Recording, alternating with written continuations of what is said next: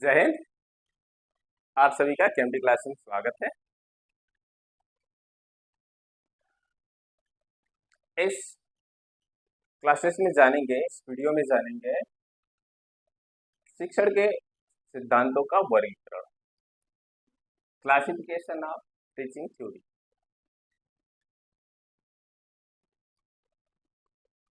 Classification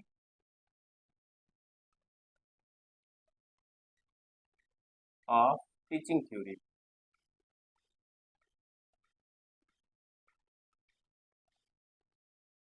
शिक्षण के सिद्धांतों का वर्गीकरण, शिक्षण के सिद्धांतों का वर्गीकरण।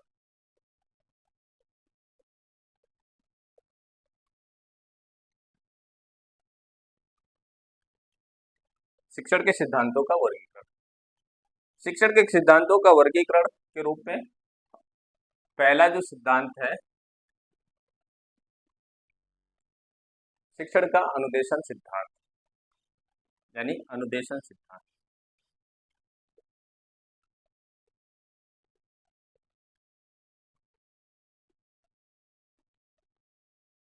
दूसरा जो सिद्धांत है, दूसरा जो वर्गीकरण है, शिक्षक व्यवहार सिद्धांत।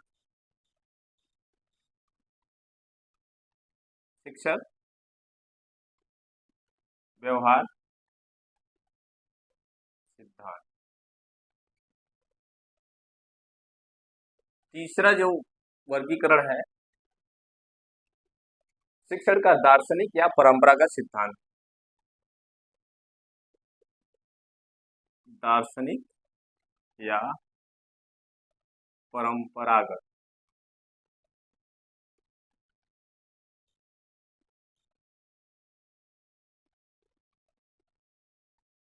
शिक्षण का दार्शनिक या परंपरागत सिद्धांत। अगला जो सिद्धांत है, शिक्षण का ज्ञानात्मक सिद्धांत। नंबर 4, शिक्षण का ज्ञानात्मक सिद्धांत।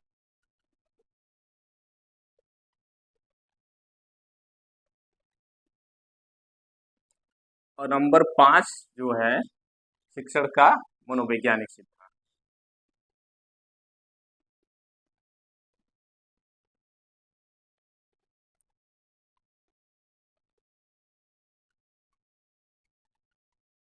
शिक्षण का मनोवैज्ञानिक सिद्धांत। क्लासिफिकेशन ऑफ टीचिंग थ्योरी, यानी शिक्षण का जो वर्गीकरण है, वो 5 वर्गीकरण में हम लोग जानेंगे, अलग अलग करके, एक एक करके वो जानते हैं। पहले जानते हैं कि अनुदेशन सिद्धांत क्या है। इंस्ट्रक्शनल जो थ्योरीज है, instructional theories, theory of instructions, अनुदेशन जो सिद्धांत है उसके बारे में जानते हैं। सबसे पहले पहला सिद्धांत जानते हैं, फिर एक एक करके जानेंगे। ठीक है। शिक्षण का जो अनुदेशन सिद्धांत है, इस सिद्धांत के जो प्रवर्तक हैं, इस सिद्धांत के जो प्रवर्तक माने जाते हैं वो है गार्डन। इस सिद्धांत के प्रवर्तक कौन है? गार्डन इस सिद्धांत के प्रवर्तक हैं। क्लियर है? अब गार्डन के अनुसार, यानी गार्डन कहते हैं कि ये जो सिद्धांत है, अनुदेशन सिद्धांत क्या करता है? अनुदेशन सिद्धांत, अनुदेशन सिद्धांत तथ्यों का एक औपचारिक, तथ्यों का एक औपचारिक, तथ्यों का एक औपचारिक कथन है। क्या है? गार्डनर मानते हैं, गार्डनर, कि जो अनुदेशन सिद्धांत है वह तथ्यों का एक औपचारिक कथन है, जिसके मुख्यतः 2 पक्ष होते हैं। जिसके मुख्यतः 2 पक्ष होते हैं। कितने पक्ष होते हैं? 2 पक्ष होते हैं। पहला जो पक्ष है, यानी कि शिक्षा के उपलब्धियों का मापन करना। पहला जो पक्ष है शिक्षा के उपलब्धियों का मापन करना।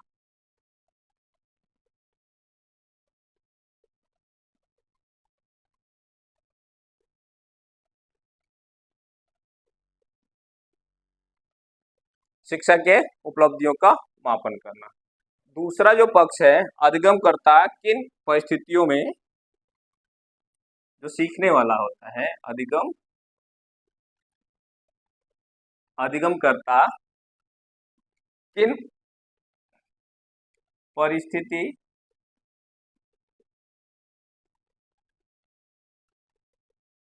अधिगमकर्ता किन परिस्थितियों तथा विशेषताओं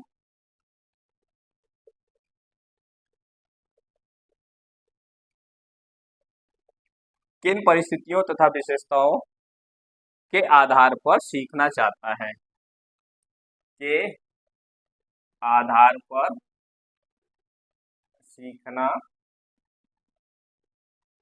चाहता है।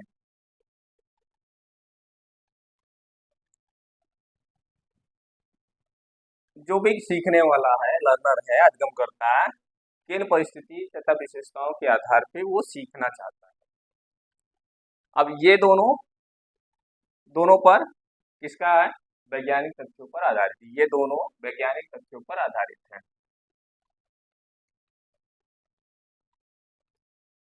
ये दोनों बातें क्या है वैज्ञानिक तथ्यों पर आधारित है।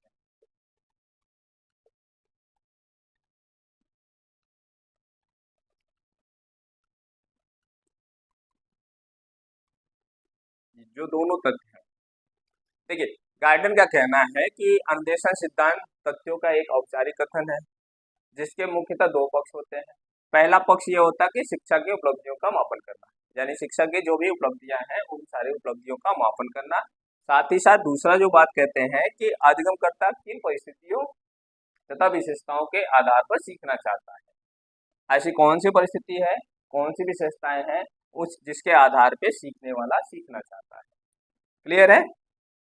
अब ये दोनों बातें जो है वैज्ञानिक तथ्यों पर आधारित है, सिस्टमेटिक तरीके पर आधारित है। यहाँ तक क्लियर है।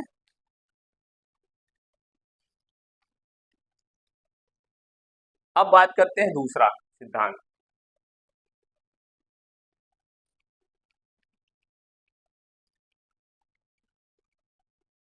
शिक्षण का शिक्षक व्यवहार सिद्धांत। शिक्षक व्यवहार सिद्धांत दूसरी बात आता है शिक्षक व्यवहार सिद्धांत।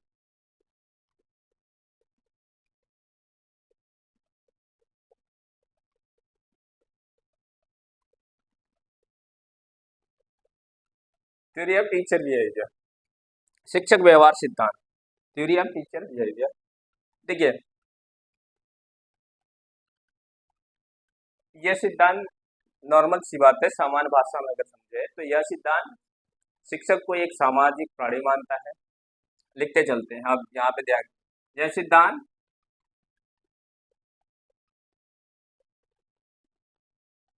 सिद्धांत शिक्षक को एक सामाजिक प्राणी मानता है। क्या मानता है एक सामाजिक प्राणी मानता है।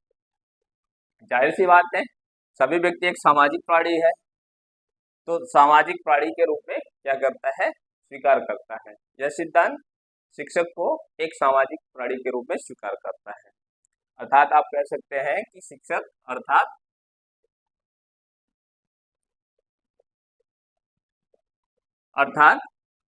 शिक्षक की वे सभी क्रियाएं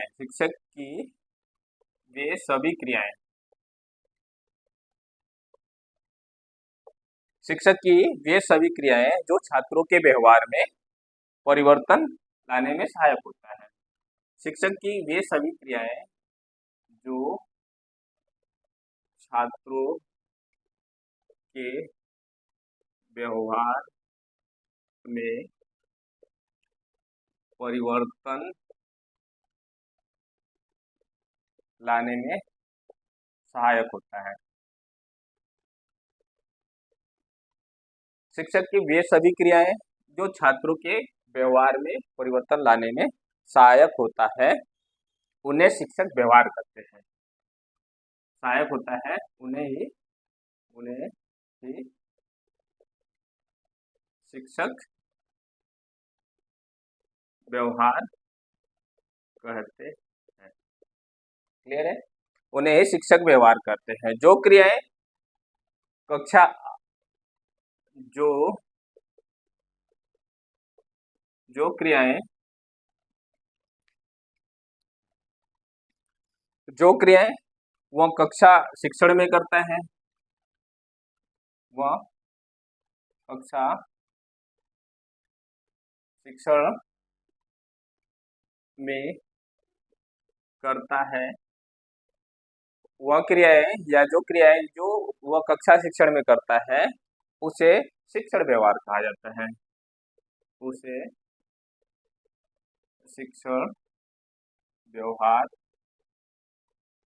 कहा जाता है। क्लियर है? एक बार फिर से, शिक्षक व्यवहार सिद्धांत यानी कि यह सिद्धांत जो है शिक्षक को एक सामाजिक प्राणी के रूप में स्वीकार करता है, अर्थात शिक्षक की वो सभी प्रकार की क्रियाएं, शिक्षक की जो सभी प्रकार की क्रियाएं जो छात्रों के व्यवहार में परिवर्तन लाने में सहायक होता है, उस क्रियाएं को यानी उस व्यवहार को शिक्षक व्यवहार करते हैं। क्लियर है? उस जो परिवर्तन लाने में सहायक होता है उसे शिक्षक व्यवहार करते हैं। अब जो शिक्षक क्लासरूम में यानी कक्षा कक्ष में व्यवहार करता है, शिक्षण कार्य करता है, उसे शिक्षण व्यवहार करते हैं।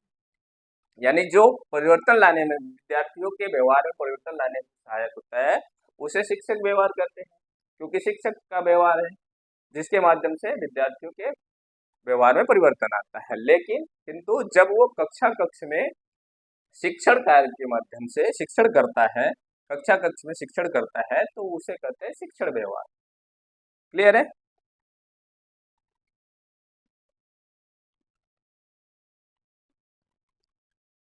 यहाँ तक क्लियर? एक परिभाषा है स्मिथ के अनुसार, स्मिथ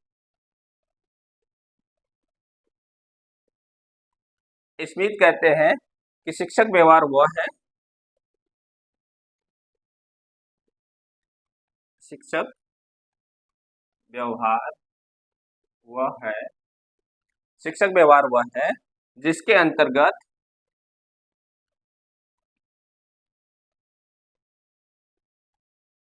वह सभी क्रियाएं जिसके अंतर्गत वे सभी क्रियाएं आती हैं,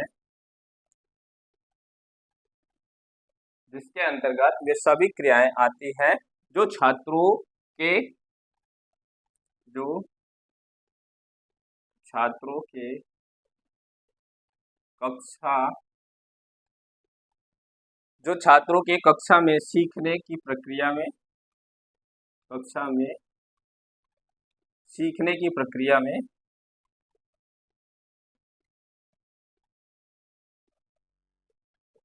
सीखने की प्रक्रिया में सीखने की प्रक्रिया को प्रभावित करती है।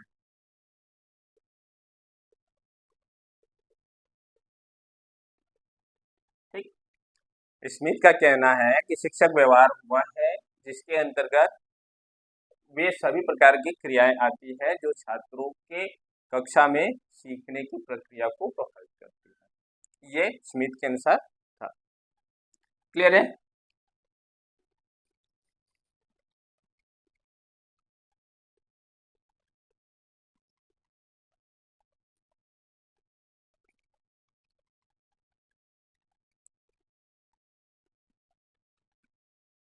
देखिए, शिक्षक मैकडोनाल्ड ने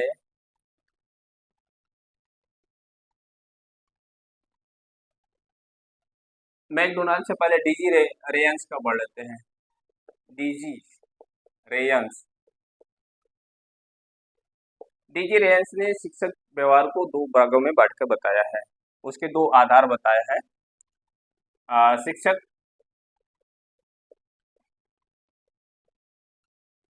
व्यवहार के दो आधार बताए हैं। डीजी रेंज ने शिक्षक व्यवहार के दो आधार बताए हैं। पहला, दो आधार बताए हैं जिसमें पहला है कि शिक्षक व्यवहार सामाजिक व्यवहार है। शिक्षक व्यवहार सामाजिक व्यवहार है।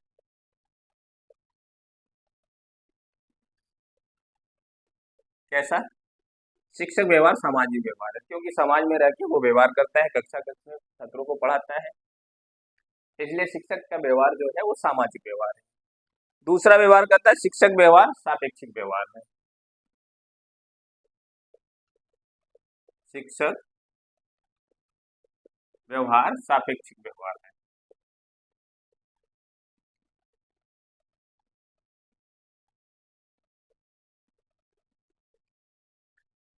दूसरा है शिक्षक व्यवहार सापेक्षिक व्यवहार है।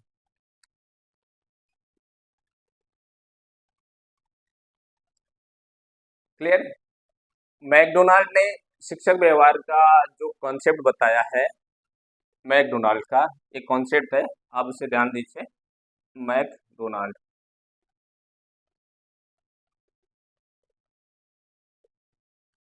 मैकडोनाल्ड ने एक समीकरण के माध्यम से शिक्षक व्यवहार को समझाने का प्रयास किया है।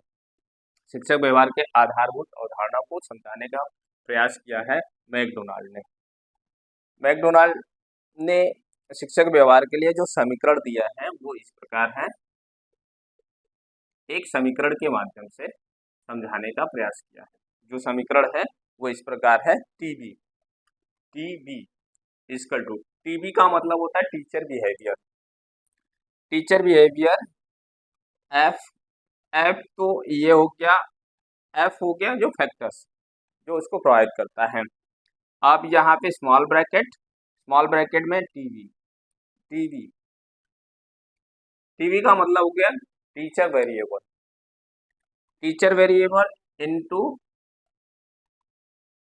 PV people variable into EV environment variable. अब यहाँ पे ये ब्रैकेट, मैकडोनाल्ड ने एक समीकरण के माध्यम से टीचर बिहेवियर को समझाने का प्रयास किया। टीवी का मतलब होता है teacher behaviour, teacher behaviour. F हो गया जो फैक्टर्स,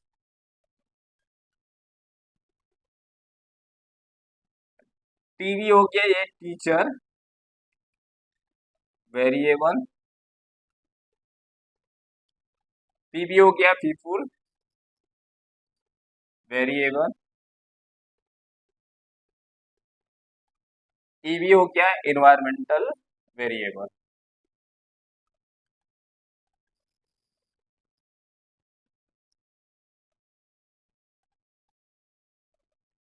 ये एक समीकरण के माध्यम से समझाने का प्रयास किया मैकडोनाल्ड ने।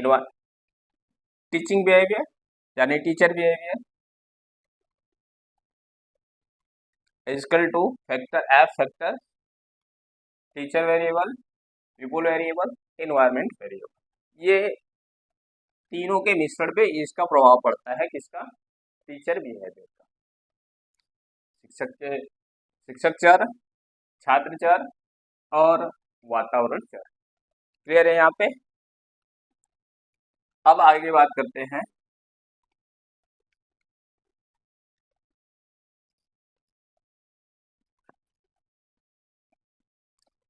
शिक्षक व्यवहार के प्रकार। शिक्षक व्यवहार के प्रकार। शिक्षक व्यवहार दो प्रकार का है। शिक्षक व्यवहार दो प्रकार का। नंबर एक, शाब्दिक व्यवहार।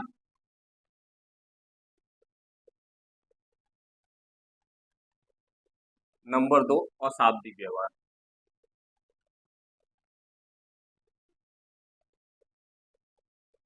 देखिए, टीचर दो तरह के व्यवहार करता है, एक शाब्दिक रूप से, एक अशाब्दिक रूप से।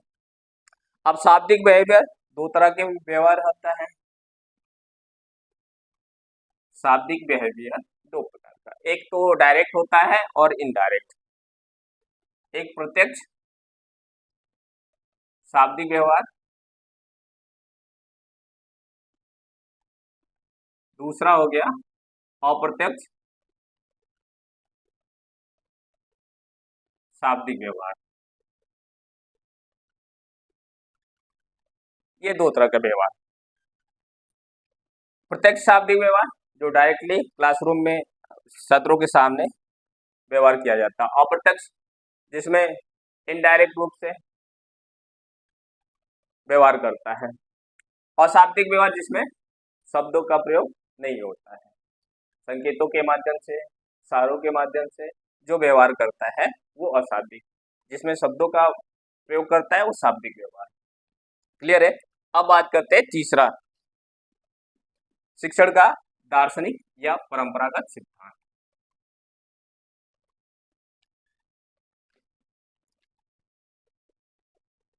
नंबर 3, शिक्षण का दार्शनिक या परंपरागत।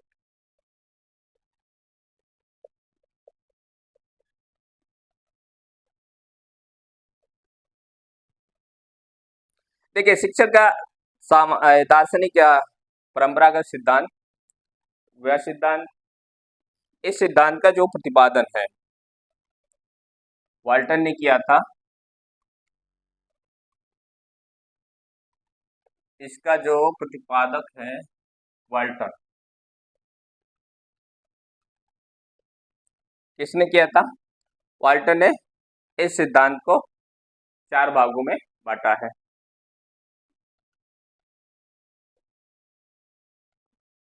वाल्टन ने इस सिद्धांत को 4 भागों में बांट कर बताया है। पहला जो सिद्धांत है इसका, शिक्षण का म्यूटिक सिद्धांत। Number 1, meiotic.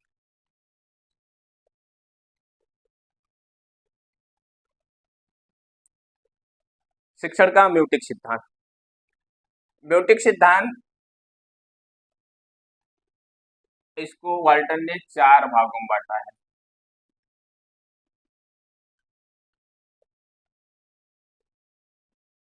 इसने वाल्टन ने 4 भागों में। पहला जो सिद्धांत है शिक्षण का म्यूटिक सिद्धांत। म्यूटिक सिद्धांत का जो प्रतिपादक है वो सुकरात है। कौन है? सुकरात। शिक्षण का दार्शनिक सिद्धांत के अंतर्गत म्यूटिक सिद्धांत के जो प्रवर्तक है वो सुकरात है। इसके प्रवर्तक सुकरात इसके प्रवर्तक है। अब इन्होंने बताया है, सुकरात का मानना है, आगे चलकर इस म्यूटिक सिद्धांत को प्लेटो ने इसको और आगे बढ़ाया, लेकिन अब इनका मानना है, सुकरात का मानना है कि जब आत्मा जन्म लेती है, यानी कि जब व्यक्ति एक शरीर से दूसरे शरीर में, ठीक है, जब आत्मा एक शरीर को छोड़कर दूसरे शरीर में जाती है, जब तक वो आत्मा है तब तक वो सारी चीजों को, यानी जब तक वो शरीर में है, यानी किसी व्यक्ति के शरीर में है, तब तक वो सारी चीजों को जानता है। लेकिन जैसे वो आत्मा बन जाता है वो सारी चीजों को वो भुला देती है। ये म्यूटिक सिद्धांत के अंतर्गत यही बताया इन्होंने। सुकरात का मानना है कि आत्मा को ज्ञान की अनुभूति होती है जब तक आत्मा है। सुकरात का कहना है कि आत्मा को ज्ञान की अनुभूति होती है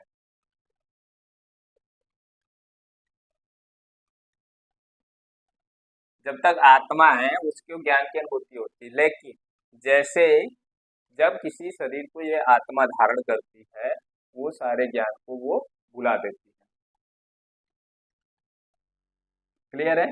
यानी जब तक आत्मा है, मान लीजिए आत्मा का कोई स्वरूप तो है नहीं, आत्मा है, आत्मा है, तब तक वो सारे ज्ञान को वो जानता है, जो चीजें है वो जानता है। लेकिन जैसे ही जब किसी शरीर में धारण करती है तो आत्मा उन सारे ज्ञान को भुला देती है, भूलने की प्रवृत्ति हो जाती है।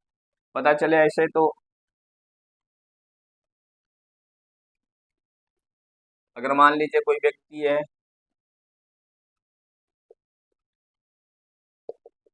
ठीक है, अब इसके मस्तिष्क में वो सारा ज्ञान है, भरा पड़ा है, इसके अंदर वो ज्ञान भरा पड़ा है, इसके मस्तिष्क में ज्ञान पूरा भरा पड़ा है, लेकिन जब ये जन्म लेता है, तो जन्म जब लेता है तो इस ज्ञान को भुला देता है। जब ज्ञान, ये आत्मा है तब तक इसमें मस्तिष्क में पूरा ज्ञान भरा पड़ा है, लेकिन जैसे ही जन्म लिया, जब आत्मा जन्म शरीर में आया, तो ये सारे ज्ञान को क्या किया, भुला दिया। भूलने की प्रवृत्ति होता है।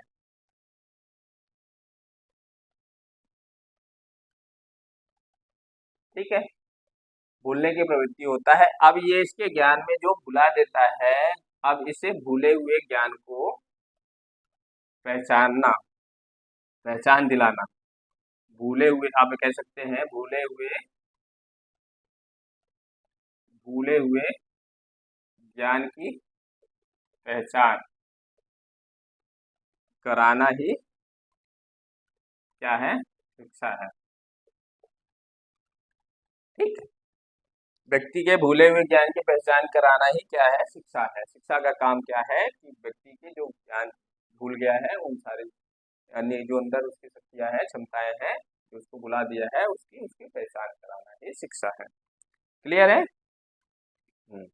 अब आता है दूसरा जो सिद्धांत है, दूसरा सिद्धांत इसके अंतर्गत संप्रेषण का सिद्धांत। दूसरा सिद्धांत है संप्रेषण का।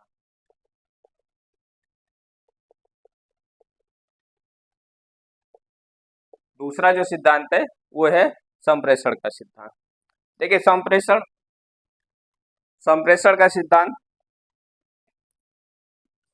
देखिए शिक्षण के लिए, अब ये मानिए शिक्षण के लिए दो पक्ष होते हैं,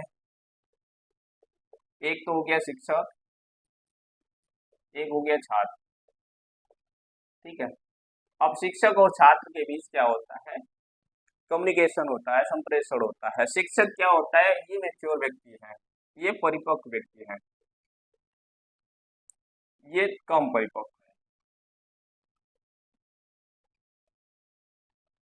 ये जानकार व्यक्ति है, ये कम जानकार है। तो अधिक जानने वाला के बीच, कम कम जानने वाले के बीच, अधिक जानने वाले और कम जानने के बीच क्या होता है, संप्रेषण होता है। जो अधिक जानता है वो कम जानने वाले को सिखाता है, तो कम्युनिकेशन के माध्यम से सिखाता है, संप्रेषण के माध्यम से। ठीक है, इसलिए इस सिद्धांत को संप्रेषण का सिद्धांत कहते हैं, क्योंकि संप्रेषण के माध्यम से शिक्षण कार्य होता है। तीसरा जो आता है वो परिवर्तन का सिद्धांत। तीसरा जो है वो परिवर्तन का सिद्धांत।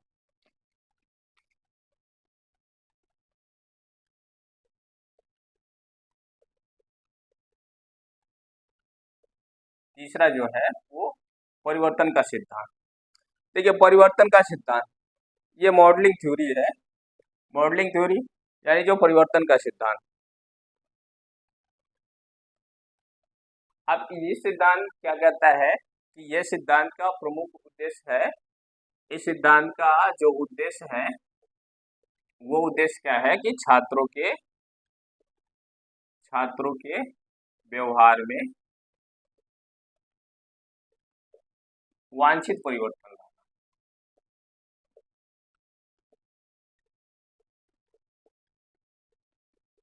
इस परिवर्तन के सिद्धांत का उद्देश्य है, मुख्य उद्देश्य, कि छात्रों के व्यवहार में वांछित परिवर्तन लाना, इसका मुख्य उद्देश्य है।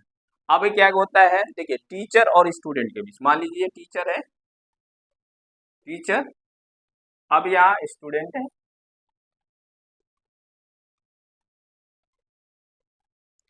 टीचर और स्टूडेंट के बीच क्या होता है, इंस्ट्रक्शन होता है, अंतःक्रिया।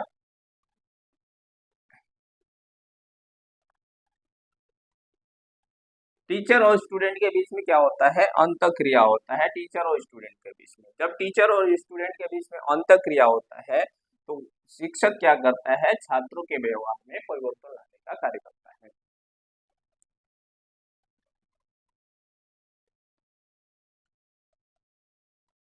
क्योंकि शिक्षण एक ऐसी प्रक्रिया आप कह सकते हैं जिसके माध्यम से शिक्षक क्या करता है, विद्यार्थियों की आदतें, स्वभाव, रुचि, इन सारे लय, गति, इसमें परिवर्तन लाने का प्रयास करता है और परिवर्तन, वांछित परिवर्तन लाता है।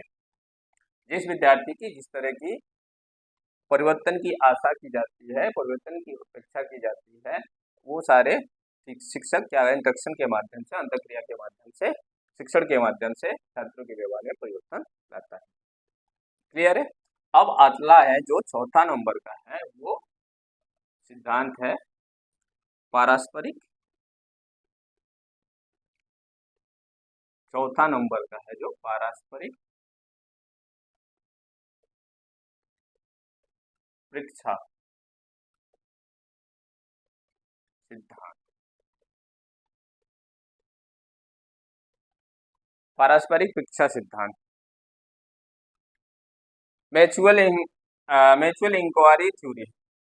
देखिए म्यूचुअल इंक्वायरी, पारस्परिक पृष्ठा, म्यूचुअल इंक्वायरी अब किसके किसके बीच होगा, टीचर और स्टूडेंट के बीच। इंक्वायरी भी किसके बीच होगी, टीचर और स्टूडेंट के बीच।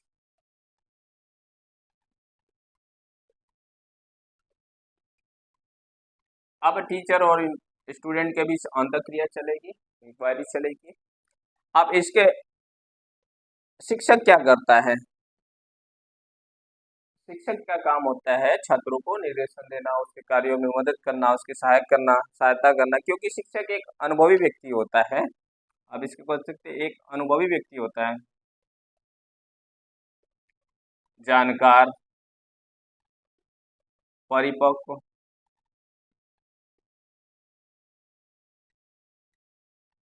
व्यक्ति होता है।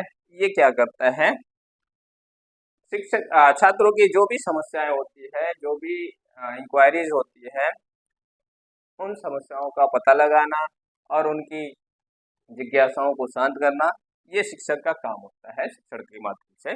क्योंकि ये शिक्षक एक अधिक जानकार व्यक्ति होता है, परिपक्व व्यक्ति होता है, जिसके माध्यम से विद्यार्थियों की समस्याओं का समाधान करता है। क्लियर है। अब अगला जो सिद्धांत है चौथा नंबर का, शिक्षक का मनोवैज्ञानिक सिद्धांत, शिक्षण का ज्ञानात्मक सिद्धांत। अच्छा,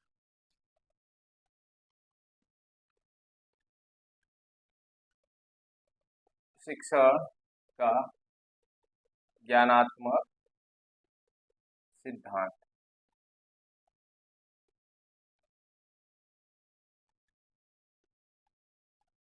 देखिए शिक्षण का ज्ञानात्मक सिद्धांत, cognitive theory of teaching, cognitive theory of teaching. इसका जो प्रवर्तक है, ज्ञानात्मक सिद्धांत के जो प्रवर्तक है Allen Gage, L N Gage, Allen Gage जो है इसके प्रवर्तक है।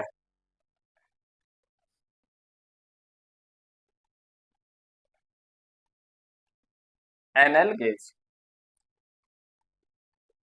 एन एन गेज इसके क्या है, प्रवर्तक है। गेज का कहना है कि शिक्षण एक सिद्धांत, इनका कहना है कि शिक्षण एक सिद्धांत, शिक्षण एक सिद्धांत, शिक्षण का एक सिद्धांत शिक्षा के उद्देश्यों को पूरा नहीं कर सकता। शिक्षण का एक सिद्धांत शिक्षा के उद्देश्यों को पूरा नहीं कर सकता है।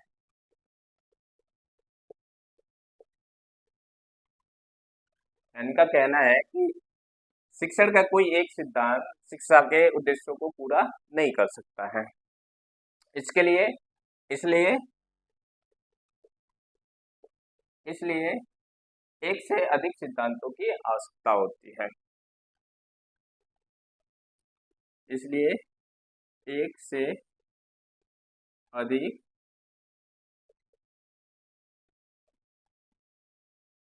सिद्धांत का होना आवश्यक है।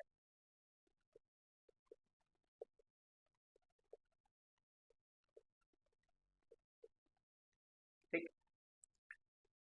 एनएल गेज का कहना है कि शिक्षण का कोई एक सिद्धांत शिक्षा के सभी उद्देश्यों की पूर्ति नहीं कर सकता है। इसलिए शिक्षा के उद्देश्यों की पूर्ति करना है तो एक से अधिक सिद्धांतों की हमें आवश्यकता पड़ेगी। क्लियर है?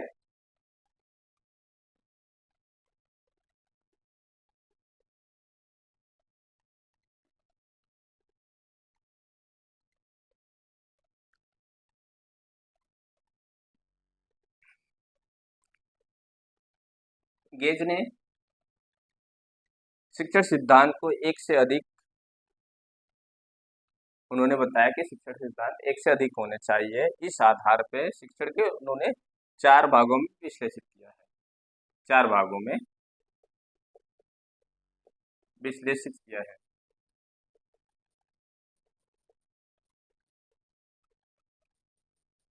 कितने भागों में?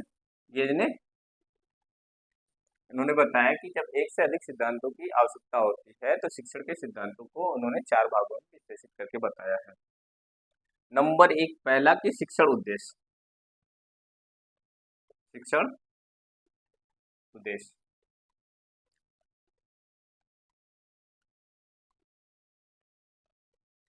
क्योंकि उद्देश्यों के आधार पर शिक्षा का विश्लेषण किया जाता है। दूसरा है शैक्षिक क्रियाएं।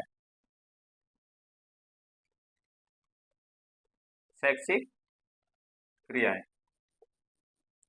शैक्षिक क्रियाएं अब शैक्षिक क्रियाओं के आधार पे विभिन्न प्रकार की भूमिकाओं का निर्वहन किया जाता है। जैसी शैक्षिक क्रियाएं रहेगी उस प्रकार से उस विभिन्न प्रकार की जो भूमिकाएं होती हैं उसका निर्वहन करना पड़ता है। तीसरा जो होता है अधिगम सिद्धांत।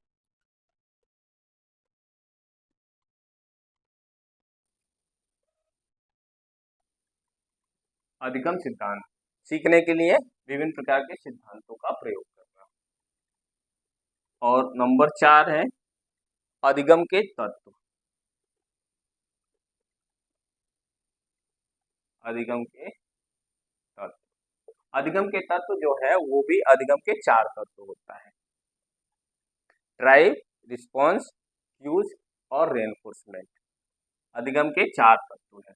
नंबर 1 ड्राइव, नंबर 2 रिस्पॉन्स,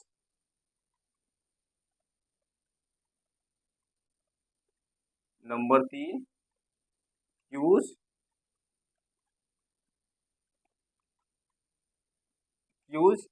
और नंबर जो 4 है रेनफोर्समेंट।